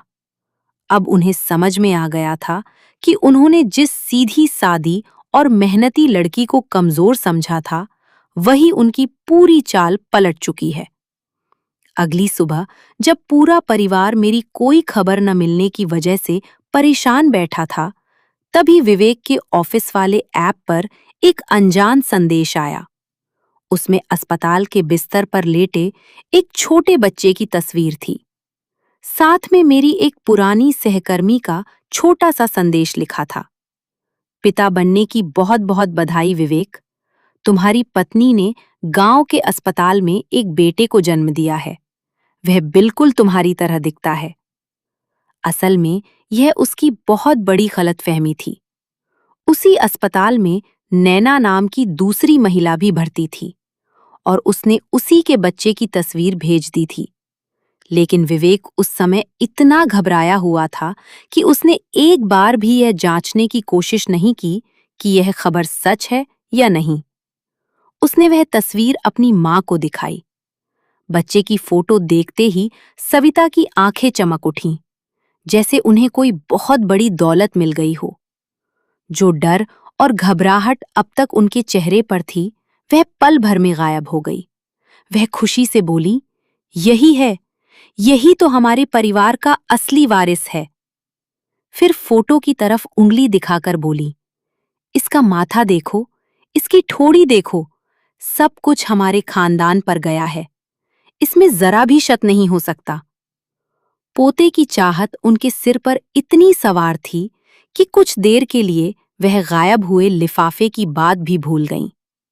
उनका पूरा व्यवहार बदल चुका था। उन्होंने विवेक से कहा कि अब यहां बैठकर परेशान होने से कुछ नहीं होगा। उन्हें पूरा भरोसा था कि बेटा होने की वजह से ही नैना अपने मायके चली गई है, ताकि ससुराल वालों को अपनी अहमियत दिखा सके। उन्होंने पूरे परिवार के सामने ऐलान कर दिया कि अभी इसी वक्त सब लोग नैना के गांव जाएंगे और अपने पोते को वापस शहर लेकर आएंगे। फिर उन्होंने रिया और अपने बड़े बेटे से कहा कि एक बार बच्चा उनके हाथ में आ जाए, उसके बाद नैना खुद ही सारे कागज और अपनी संपत्ति उनके नाम करने पर मजबूर हो जाएगी, क्योंकि दुनिया की हर माँ अपने बच्चे से बढ़कर कुछ नहीं मानती और अपने बच्चे के लिए कुछ भी कर सकती है। लालच और बेटे को सबसे बड़ा मानने वाली सोच ने सविता को पूरी तरह अंधा कर दिया था। उन्होंने एक बार भी यह सोचने की कोशिश नहीं की कि फोटो सच भी है या नहीं, या फिर नैना आखिर चुप क्यों है। उन्होंने तुरंत घर में सबको फल, मिठाई और तोहफे तैयार करने के लिए कह दिया। लेकिन यह सब अपनी बहू के लिए नहीं था, जिसने अभी अभी बच्चे को जन्म दिया था। यह सब गांव में लोगों के सामने अपना रुतबा दिखाने के लिए था। वह सबको दिखाना चाहती थीं कि वह शहर के बड़े लोग हैं, उनके पास पैसा और ताकत है और उस बच्चे पर सिर्फ उनका हक है। विवेक भी अपनी मां की बातों में आ गया। उसने खुद को समझा लिया कि शायद नैना बस नाराज है। अब बच्चा हो गया है तो दो चार मीठी बातें करके वह सब पहले जैसा कर देगा। उसे जरा भी अंदाजा नहीं था कि छोटे से गांव में उसकी पत्नी उनके स्वागत के लिए कुछ और ही तैयारी कर चुकी है। वह अपनी मां, बहन और दो दबंग रिश्तेदारों को लेकर गाड़ी से निकल पड़ा। यह वही लोग थे जिन्हें सविता मायके वालों पर दबाव बनाने के लिए साथ लाई थी। रास्ते भर सविता इसी बात में लगी रहीं कि पोते का नाम क्या रखेंगी और उसका पहला जन्मदिन कितने धूमधाम से मनाएंगी, ताकि पूरा मोहल्ला देखता रह जाए। उन्होंने विवेक को यह भी समझाया कि जैसे ही बच्चा घर आ जाए, उसी शपथ पत्र के सहारे मकान अपने नाम करवा लेना। अगर नैना साइन करने से मना करे तो बच्चे का सहारा लेकर उसे मजबूर करना। उस समय उनकी बेरहमी सारी हदें पार कर चुकी थी। उन्होंने अपने ही होने वाले पोते को अपने लालच का हथियार बना लिया था। कुछ देर बाद काले रंग की बड़ी 7 सीटों वाली गाड़ी मेरे पापा के घर के बाहर आकर रुकी और पूरे रास्ते पर धूल उड़ गई। सबसे पहले सविता नीचे उतरी। उन्होंने चमकदार रेशमी साड़ी पहन रखी थी, गले में भारी सोने का हार था और चेहरे पर गुस्सा साफ दिखाई दे रहा था। हालांकि होठों पर जबरदस्ती मुस्कान लाने की कोशिश कर रही थी। उनके पीछे विवेक, रिया और दोनों रिश्तेदार उतरे, जो ऐसे लग रहे थे जैसे किसी से भी झगड़ा करने के लिए तैयार हों। घर से कोई बाहर आए उसका इंतजार किए बिना ही सविता ने खुद गेट खोला और सीधे आंगन में घुस गईं। उनकी तेज आवाज पूरे घर में गूंज उठी। समधी जी कहाँ हैं? हमारी बहू ने पोते को जन्म दिया और हमें खबर तक नहीं दी। हमें खुद यहां आना पड़ा। मेरे पापा आंगन में बैठकर अपना काम कर रहे थे। उन्होंने सबको देखा, आराम से उठे, अपने कपड़ों की धूल झाड़ी और सबको अंदर आने के लिए कहा। वो उनके गुस्से और बदतमीजी से बिल्कुल नहीं घबराए, क्योंकि उन्हें पता था कि अंदर वाले कमरे में उनकी बेटी पूरी तैयारी के साथ बैठी है। जैसे ही सब आंगन में पहुंचे, सविता कुर्सी पर बैठने के बजाय कमरे के बीचों बीच खड़ी हो गई और अंदर की तरफ इशारा करते हुए मेरी माँ से बोली, हमारा वारिस बाहर लाओ। मल्होत्रा परिवार का पोता मल्होत्रा परिवार में ही रहेगा। इस छोटे से गांव में बच्चा क्या भविष्य बनाएगा? मेरी माँ ने उनकी तरफ शांत नजरों से देखा और बोली, थोड़ा धीरे बोलिए। नैना अभी अभी माँ बनी है, वो बहुत कमजोर है, आराम से बात कीजिए। रिया भी तुरंत अपनी माँ का साथ देते हुए बोली, भाभी भी कमाल करती हैं, पूरे घर को परेशान करके रख दिया और अब बच्चे को ऐसे छिपा रही हैं जैसे कोई खजाना हो। फिर उसने ऊंची आवाज में विवेक से कहा, इतना सीधा बनने की जरूरत नहीं है। जाओ, अपने बेटे को लेकर आओ। कहीं ऐसा न हो कि मायके वाले उसे अपना ही समझकर रख ले। उस छोटे से घर का माहौल ससुराल वालों के घमंड और बदतमीजी से भारी हो चुका था। उन्होंने मेरे मायके वालों की इतनी बेइज्जती की कि सामान्य इंसानियत भी भूल गए। सविता के साथ आए दोनों रिश्तेदार भी पूरे घर में इधर उधर घूमने लगे, हर कमरे में झांकने लगे जैसे किसी पर धावा बोलने आए हों। मेरे पापा फिर भी धैर्य से बोले, पहले बैठकर चाय पी लीजिए, फिर आराम से बात करेंगे। लेकिन सविता ने चाय का कप एक तरफ धक्का मार दिया और चाय मेज पर फैल गई। वो गुस्से में बोली, हम यहाँ चाय पीने नहीं आए हैं, हम अपने पोते को लेने आए हैं और आज ही इस पूरे मामले का फैसला करके जाएंगे। फिर उन्होंने साफ शब्दों में कहा कि अगर बच्चा तुरंत बाहर नहीं लाया गया तो वो पुलिस बुलाकर कहेंगी कि मायके वालों ने बच्चा छिपा लिया है। उनकी यह बेशर्मी सुनकर मैं, जो अंदर कमरे में बैठी थी, अंदर तक घिन से भर गई। मैंने अपनी बेटी आर्या को अपनी गोद में और कसकर पकड़ लिया और उसके दूध जैसी मीठी खुशबू को गहरी सांस के साथ महसूस किया, ताकि खुद को हिम्मत दे सकूं। मुझे पता था कि अब सामने आने का समय आ गया है। मैं अपने मम्मी पापा की और बेइज्जती नहीं होने दे सकती थी। मैं धीरे से उठी, अपनी बेटी के कपड़े ठीक किए और संभलते हुए कमरे के दरवाजे तक पहुंच गई। आंगन में बैठे सभी लोगों की नजरें एक साथ मेरी तरफ घूम गईं। कुछ पल पहले तक जो शोर और बहस चल रही थी, वो अचानक पूरी तरह शांत हो गई। मुझे देखते ही विवेक तेजी से मेरी तरफ आया और मेरा हाथ पकड़ने की कोशिश करने लगा, लेकिन मैं तुरंत एक कदम पीछे हट गई और उसके छूने से खुद को बचा लिया। उसके चेहरे पर थकान जरूर थी, लेकिन आंखों में वही पुरानी चालाकी अब भी साफ दिखाई दे रही थी। उसने एक बार भी ये नहीं पूछा कि बच्चे को जन्म देते समय मुझे कितना दर्द हुआ। उसने ये भी नहीं कहा कि उस मुश्किल समय में मुझे अकेला छोड़ने के लिए उसे अफसोस है। उसने आते ही कहा, इतनी जिद मत करो, माँ अपने पोते को देखने के लिए परेशान थी, इसलिए गुस्सा हो गई। तुम्हें बड़ों की भावनाएं समझनी चाहिए। फिर वो मुझे समझाने लगा कि शहर में अच्छी मेडिकल सुविधा है। उसने कहा कि बच्चे के लिए पहले से ही एक अच्छे प्राइवेट अस्पताल में इंतजाम कर रखा है। उसने ये भी कहा कि अगर मुझे वो ताबीज वाला लिफाफा पसंद नहीं आया तो वो माँ से कहकर उसे हटवा देगा, लेकिन पहले मुझे बच्चे को लेकर उसके साथ घर चलना होगा। जिस आदमी के साथ मैंने कभी पूरी जिंदगी बिताने के सपने देखे थे, आज उसे देखकर मुझे सिर्फ दुख और तरस महसूस हो रहा था। वो अपनी माँ और अपनी पत्नी के बीच खड़ा जरूर था, लेकिन सच का साथ देने के लिए नहीं, बल्कि अपनी पत्नी को माँ के सामने झुकाने के लिए। मैंने उसकी आंखों में देखकर पूछा, क्या तुम्हें पता भी है कि तुम्हारी माँ मेरे साथ क्या करने वाली थी? उसने नजरें चुराते हुए कहा, पुरानी बातें भूल जाओ, अब हमारे पास बच्चा है, हमें उसके लिए जीना चाहिए। उसने यहाँ तक कह दिया कि उसकी माँ ने जो कुछ किया वो हमारे बच्चे और संपत्ति की सुरक्षा के लिए किया था। उन्हें डर था कि बच्चे के जन्म के बाद मैं मानसिक तनाव में आकर सब कुछ बर्बाद कर दूंगी। उसकी बातों से साफ हो गया कि मुझे मानसिक अस्पताल भेजने वाली पूरी योजना की जानकारी उसे पहले से थी और वो उसमें बराबर का हिस्सा था। उधर सविता वहीं खड़ी थी। विवेक की इतनी बातें सुनकर उनका सब्र टूट गया। उन्होंने कहा, आगे बढ़ और बच्चा ले ले।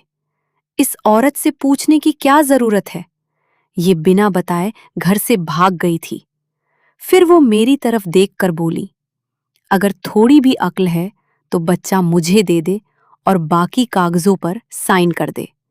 मैं तुझ पर एहसान करके तुझे आराम से जीने दूंगी, नहीं तो तेरे पागल होने की कहानी हर जगह फैला दूंगी।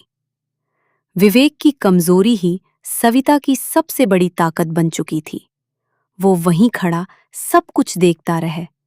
उसने अपनी माँ को एक बार भी नहीं रोका। जब सविता और उनके साथ आए दोनों रिश्तेदार मेरी तरफ बढ़ने लगे, तब भी वो चुप रहा। यहाँ तक कि जब सविता मेरी गोद से बच्चा छीनने के लिए आगे बढ़ी, तब भी उसने सिर्फ इतना कहा, बच्चा थोड़ी देर के लिए माँ को दे दो, वो उसका कुछ नहीं करेंगी, डरने की जरूरत नहीं है। उसकी बात सुनकर मेरे होठों पर कड़वी मुस्कान आ गई, ऐसी मुस्कान जिसमें उस इंसान के लिए सिर्फ नफरत थी जिसे मैंने कभी अपना पति और अपनी बेटी का पिता माना था। मैंने अपनी बेटी आर्या को और कसकर सीने से लगा लिया और अपने पापा के पीछे जाकर खड़ी हो गई। फिर मैंने विवेक और सविता की तरफ देखकर साफ शब्दों में कहा, आज के बाद न तुम मेरे पति हो और न ही आप मेरी सास। मैं कहीं नहीं जाऊंगी और मेरी बेटी उस घर में कभी कदम नहीं रखेगी जहां धोखा और झूठ बसता है। मेरी बात सुनकर विवेक पूरी तरह चुप रह गया, जबकि सविता का गुस्सा 7वें आसमान पर पहुंच गया। वो जोर जोर से चिल्लाने लगी और ऐसी बातें कहने लगी जिनसे उनका असली चेहरा सबके सामने आ गया। जब उन्होंने देखा कि मैं अपनी बात से पीछे नहीं हट रही हूं, तो वो अपना आपा खो बैठी। वो मेरी तरफ झपटी और चिल्लाईं, मेरा वारिस मुझे दे। मैंने बिना घबराए एक कदम पीछे हटकर अपनी बेटी के ऊपर पड़ा शॉल धीरे से हटा दिया। फिर बिल्कुल शांत आवाज में उनकी आंखों में देखते हुए कहा, ध्यान से देख लीजिए, ये बेटा नहीं, बेटी है। ये मेरे मम्मी पापा की नातिन है। यहां कोई पोता नहीं है। सविता वहीं रुक गईं। उनकी नजरें मेरी बेटी आर्या पर टिक गईं। जैसे ही उन्हें समझ आया कि ये लड़की है, उनके चेहरे का सारा रंग उड़ गया। विवेक को जो लड़के वाली तस्वीर मिली थी, वो सिर्फ एक गलतफहमी थी। उनके साथ पूरे परिवार के चेहरे उतर गए। सविता हकलाते हुए बोली, ये नहीं हो सकता, फोटो में तो लड़का था। मैं और कहा, भगवान सब देखता है। उसने एक मासूम बच्ची को आपकी जैसी दादी के लालच से बचा लिया। फिर मैंने अपनी बेटी को अपनी माँ की गोद में दिया और अपने बैग से एक फाइल और छोटा सा वॉइस रिकॉर्डर निकाल लिया। मैंने सीएमसी क्लिनिक की मोहर लगी फाइल सबके सामने उठाकर सविता से पूछा, क्या आपको ये पहचान में आ रहा है? यही वो तोहफा है जिसे विदेश जाने से पहले आपने मेरे बिस्तर के नीचे छिपाया था। इसके बाद मैंने पूरे कमरे में सबके सामने नकली मेडिकल रिपोर्ट और संपत्ति छोड़ने वाले फर्जी कागजों की एक एक लाइन ऊंची आवाज में पढ़कर सुनाई। सविता का चेहरा पूरी तरह उतर गया। उन्होंने घबराकर फाइल छीनने की कोशिश की, लेकिन मेरे पापा ने उन्हें रोक दिया। फिर मैंने वॉइस रिकॉर्डर चालू कर दिया। उसमें सविता की आवाज बिल्कुल साफ सुनाई दे रही थी। वो रिया के साथ मिलकर मुझे मानसिक अस्पताल भेजने और मेरा घर तथा 50 लाख रुपए अपने नाम करने की पूरी योजना बता रही थी। उनके हर शब्द ने वहां मौजूद सभी लोगों को सच्चाई दिखा दी। विवेक कभी अपनी मां की तरफ देखता, कभी मेरी तरफ। वो हकलाते हुए सफाई देने की कोशिश करने लगा, लेकिन मैंने हाथ उठाकर उसे वहीं रोक दिया। फिर मैंने वहां मौजूद सभी लोगों के सामने, जिनमें सविता के साथ आए रिश्तेदार भी शामिल थे, साफ ऐलान किया, इन सभी सबूतों की कॉपी मेरे वकील के पास पहले से सुरक्षित है और जरूरत पड़ते ही पुलिस को सौंप दी जाएगी। मैंने सबके सामने साफ शब्दों में कहा कि इन्होंने नकली मोहर और फर्जी दस्तावेज बनाकर मेरी संपत्ति हड़पने की साजिश रची है और अब इन्हें इसका जवाब कानून के सामने देना होगा। जैसे ही सविता के साथ आए दोनों लोगों ने पुलिस और केस की बात सुनी, उन्होंने एक दूसरे की तरफ देखा और धीरे धीरे गेट की तरफ खिसकने लगे। उन्हें समझ आ गया था कि इस औरत के चक्कर में पड़कर अपनी जिंदगी खराब करने का कोई मतलब नहीं है। जो सविता कुछ देर पहले तक घमंड में डूबी हुई थी, अब बुरी तरह कांप रही थीं। उनके होठ तक सूख गए थे। उन्होंने कभी सोचा भी नहीं था कि जिस बहू को वह इतना कमजोर समझती थी, वही एक दिन उनके खिलाफ इतने मजबूत सबूत लेकर खड़ी होगी। अब उनके किए का हिसाब देने का समय आ चुका था। उनकी पूरी योजना बुरी तरह नाकाम हो चुकी थी और अब जेल का डर भी उनके सिर पर मंडरा रहा था। उन्हें देखकर मुझे खुशी नहीं हुई, बल्कि ऐसे इंसान से घिन महसूस हुई जिसने पूरी जिंदगी सिर्फ पैसे और झूठी शान के पीछे भागना सीखा था। तभी मेरे पापा ने गांव के प्रधान से लाया हुआ लाउडस्पीकर चालू कर दिया। मैंने पहले ही अपनी वकील सोनल से वह ऑडियो रिकॉर्डिंग साफ करवा ली थी, ताकि उसमें से सारी बेकार की आवाजें हट जाएं और सविता की आवाज बिल्कुल साफ सुनाई दे। रिकॉर्डिंग में उनकी हर बात साफ सुनाई दे रही थी। कैसे वह रिया के साथ मिलकर मुझे मानसिक अस्पताल भेजने की योजना बना रही थी, कैसे मेरा घर अपने नाम करवाना चाहती थी और कैसे विवेक दुनिया के सामने बेबस पति बनने का नाटक करेगा। सब कुछ पूरे गांव के सामने बज रहा था। गांव में इतना शोर सुनकर आसपास के लोग गेट के बाहर इकट्ठा होने लगे। हर तरफ कानाफूसी शुरू हो गई। लोग सविता के महंगे कपड़ों और उनके झूठे दिखावे की बातें करने लगे। गांव के सीधे सादे लोग रिश्तों की इज्जत करना जानते थे।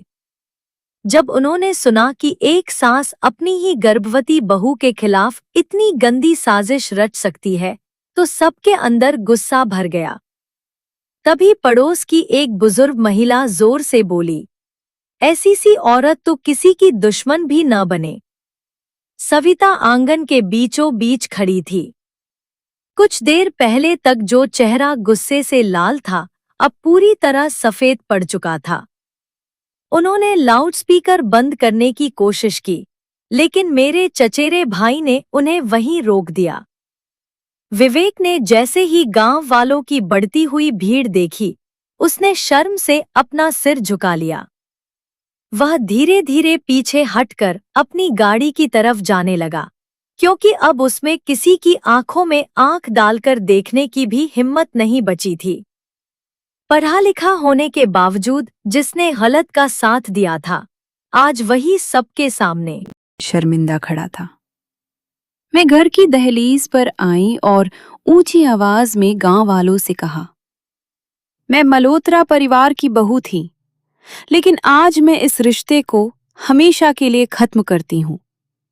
फिर मैंने गांव के प्रधान को वो फर्जी फाइल दिखाई और सबके सामने बताया कि कैसे सविता ने एक निजी क्लिनिक की मदद से मुझे मानसिक रूप से बीमार साबित करने की साजिश रची, ताकि मेरी संपत्ति पर कब्जा कर सकें।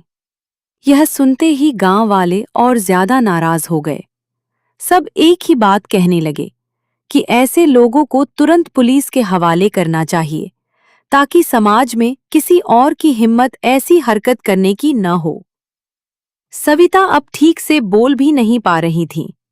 वह सिर्फ इतना कह सकीं, यह हमारे घर का मामला है, तुम लोगों को बीच में बोलने का कोई हक नहीं है। लेकिन उनकी आवाज भीड़ के शोर में दबकर रह गई। रिया, जो कुछ देर पहले तक बहुत अकड़ दिखा रही थी, अब डर के मारे विवेक के पीछे छिप गई। उसका चेहरा पूरी तरह उतर चुका था। अब सच सबके सामने आ चुका था। उनके पास न कोई बहाना बचा था और न ही झूठ बोलने की कोई जगह। यह सब देखकर मेरे दिल का बहुत बड़ा बोझ उतर गया। अब मुझे इस बात का बिल्कुल डर नहीं था कि लोग एक तलाक लेने वाली औरत के बारे में क्या सोचेंगे, क्योंकि आज पूरा गांव मेरे साथ खड़ा था, सच के साथ खड़ा था। मेरे पापा मेरे पास आए और उन्होंने मेरा हाथ कसकर पकड़ लिया, जैसे बिना कुछ कहे बता रहे हों कि मैंने बिल्कुल सही फैसला लिया है। सविता जैसी झूठी इज्जत के पीछे भागने वाली औरत के लिए पूरे गांव के सामने मिली यह बेइज्जती किसी भी सजा से कम नहीं थी। वह यहाँ अपनी ताकत दिखाने और बच्चा छीनने आई थी, लेकिन लौटते समय उनके हिस्से में सिर्फ लोगों की नफरत और तिरस्कार आया। थोड़ी देर बाद जब पुलिस पहुंची और भीड़ कुछ कम हुई, तब मैंने विवेक और सविता को घर के अंदर बुलाया, ताकि इस रिश्ते का आखिरी फैसला भी यहीं हो जाए। इस बार लकड़ी की मेज पर चाय नहीं, बल्कि तलाक के कागज रखे थे, जिन्हें मैं पहले ही तैयार कर चुकी थी। मैंने वे कागज विवेक की तरफ बढ़ाते हुए कहा, अभी इसी समय इन पर साइन करो। मैंने साफ कहा कि मुझे ऐसे पति की कोई जरूरत नहीं जो अपनी पत्नी और अपने बच्चे की रक्षा तक न कर सके। मैं अपनी बेटी आर्या को कभी भी ऐसे माहौल में बड़ा नहीं होने दूंगी, जहां झूठ और लालच का राज हो। संपत्ति की बात भी मैंने साफ कर दी। अपार्टमेंट हमारी शादी के बाद खरीदा गया था। उसमें हम दोनों की कमाई के साथ मेरे मायके से मिले पैसों का भी हिस्सा लगा था, इसलिए उसका फैसला कानून और अदालत के नियमों के अनुसार होगा। जहां तक मेरे 50 लाख रुपए का सवाल था, वह मेरी शादी से पहले की अपनी बचत थी, जिसे मैंने अपने भविष्य और अपने बच्चे की सुरक्षा के लिए संभाल कर रखा था। मैंने पुलिस से कहा कि वे मेरी शिकायत दर्ज करें, सभी दस्तावेज अपने कब्जे में ले और सविता द्वारा तैयार करवाए गए फर्जी कागजों की पूरी जांच कराएं। जैसे ही सविता ने सुना कि न तो उन्हें मकान मिलेगा और न ही वे मेरे बैंक खाते को छू सकती हैं, उन्होंने फिर से हंगामा करने की कोशिश की। हर रात सास को डरावने सपने आने लगे। चारू ने बताया कि वह अक्सर आधी रात को अचानक उठ बैठती और जोर जोर से चिल्लाने लगती कि कोई दरवाजे पर हथकड़ी लेकर खड़ा है। कई बार वो घबराकर पूरे घर की लाइटें जला देती और हर कमरे में जाकर दरवाजे और खिड़कियां चेक करती। उन्हें हर पल यही डर सताता रहता कि पुलिस कभी भी आकर उन्हें गिरफ्तार कर लेगी। उनका चैन, उनकी नींद और उनका घमंड सब खत्म हो चुका था। उधर पुलिस ने नकली मेडिकल रिपोर्ट, फर्जी दस्तावेज और ऑडियो रिकॉर्डिंग की जांच शुरू कर दी। क्लिनिक से जुड़े कई लोगों से पूछताछ हुई और धीरे धीरे पूरी साजिश सामने आने लगी। जिन लोगों ने पैसों की लालच में गलत काम किया था, उन्होंने भी सच बताना शुरू कर दिया। अब कानून अपना काम कर रहा था और किसी के लिए भी सच छिपाना आसान नहीं रहा। आर्यन ने कई बार मुझे फोन और मैसेज करके बात करने की कोशिश की। कभी माफी मांगता, कभी कहता कि वो अपनी मां के दबाव में था, तो कभी श्रेया से मिलने की बात करता। लेकिन मैंने कोई जवाब नहीं दिया। मुझे समझ आ चुका था कि जिस भरोसे को एक बार तोड़ दिया जाए, वो फिर पहले जैसा कभी नहीं बन सकता। मैंने अपना पूरा ध्यान अपनी बेटी और अपनी नई जिंदगी पर लगाया। धीरे धीरे मैंने फिर से अपना काम शुरू किया। गांव में रहते हुए भी ऑनलाइन काम करती रही और अपनी मेहनत से आगे बढ़ने लगी। मम्मी पापा हर कदम पर मेरे साथ खड़े रहे। श्रेया हर दिन बड़ी हो रही थी और उसकी मुस्कान मेरे हर दर्द को कम कर देती थी। कुछ महीनों बाद कोर्ट में भी मेरे पक्ष के सबूत मजबूत साबित हुए। फर्जी दस्तावेज और धोखाधड़ी की साजिश को गंभीर अपराध माना गया। मेरी संपत्ति और अधिकार पूरी तरह सुरक्षित रहे। किसी को भी मेरी बेटी या मेरी कमाई पर दावा करने का अधिकार नहीं मिला। उस दिन कोर्ट से बाहर निकलते समय मैंने आसमान की तरफ देखा और मन ही मन भगवान का धन्यवाद किया। मुझे समझ आ गया था कि सच की राह मुश्किल जरूर होती है, लेकिन आखिर में जीत उसी की होती है जो हिम्मत नहीं हारता। मैंने श्रेया को अपनी गोद में उठाया और मुस्कुराकर कहा, अब हमारी जिंदगी किसी डर से नहीं, बल्कि अपने हौसले से चलेगी। घटना के पूरे 6 महीने बाद मेरी जिंदगी पूरी तरह बदल चुकी थी। मैंने अपनी बेटी श्रेया के साथ एक नई शुरुआत कर ली थी। गांव की सादगी, अपने माता पिता का प्यार और मन की शांति ही अब मेरी सबसे बड़ी दौलत थी। पीछे मुड़कर देखने की अब कोई वजह नहीं बची थी। जो कुछ हुआ उसने मुझे तोड़ने की कोशिश जरूर की, लेकिन आखिर में उसी ने मुझे पहले से कहीं ज्यादा मजबूत बना दिया।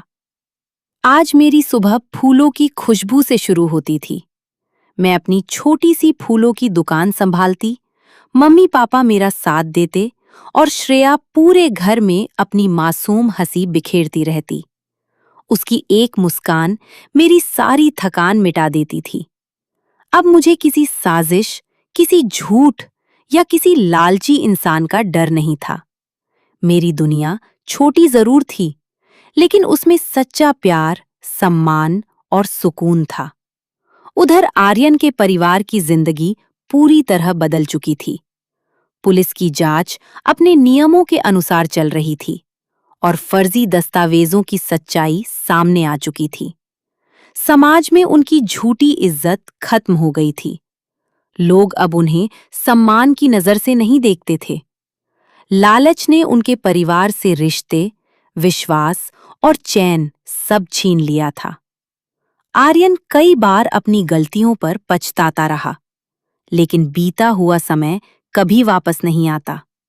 उसने कई बार मुझसे संपर्क करने की कोशिश की, पर मैंने अपनी जिंदगी में आगे बढ़ने का फैसला कर लिया था।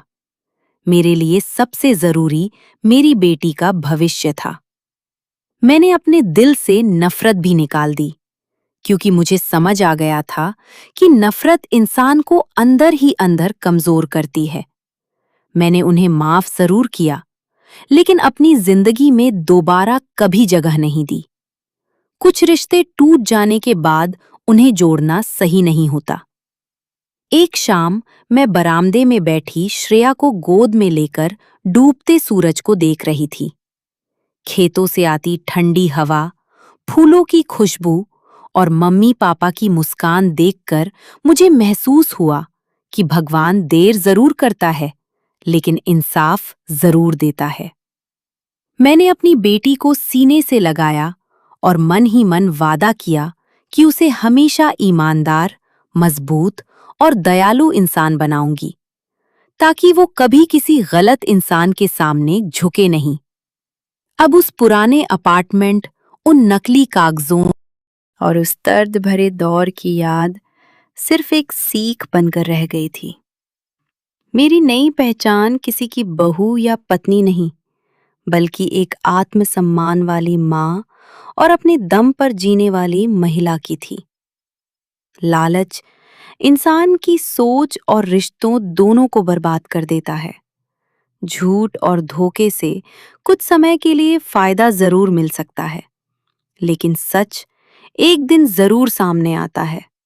आत्मसम्मान, हिम्मत और सही समय पर लिया गया फैसला सबसे बड़ी साजिश को भी नाकाम कर सकता है। एक माँ अपने बच्चे की सुरक्षा के लिए किसी भी मुश्किल का सामना कर सकती है, इसलिए उसके साहस को कभी कमजोर नहीं समझना चाहिए। रिश्ते प्यार, भरोसे और सम्मान से चलते हैं, लालच और स्वार्थ से नहीं। जो दूसरों के लिए गड्ढा खोदता है, आखिर में उसी में खुद गिरता है। अगर आपको यह कहानी पसंद आई हो तो कमेंट करके जरूर बताइए कि आप यह कहानी किस शहर से देख रहे हैं। वीडियो को लाइक और शेयर करें, चैनल को सब्सक्राइब करें और अगर आपको मेरी मेहनत पसंद आई हो तो सुपर थैंक्स देकर अपना प्यार और सहयोग जरूर दें, ताकि मैं आपके लिए ऐसी ही शानदार कहानियां लाती रहूं। यह कहानी पूरी तरह काल्पनिक है और केवल मनोरंजन एवं जागरूकता के उद्देश्य से लिखी गई है। कहानी के सभी पात्र, घटनाएं, स्थान और संवाद लेखक की कल्पना पर आधारित है। इसका किसी भी वास्तविक व्यक्ति, परिवार, संस्था या घटना से कोई संबंध नहीं है। यदि किसी प्रकार की समानता दिखाई दे तो उसे मात्र संयोग समझा जाए। इस कहानी का उद्देश्य किसी व्यक्ति, समुदाय या रिश्ते की भावनाओं को ठेस पहुंचाना नहीं, बल्कि लालच, धोखे और अन्याय के खिलाफ जागरूकता फैलाना तथा ईमानदारी, आत्मसम्मान और कानून पर विश्वास रखने का संदेश देना है।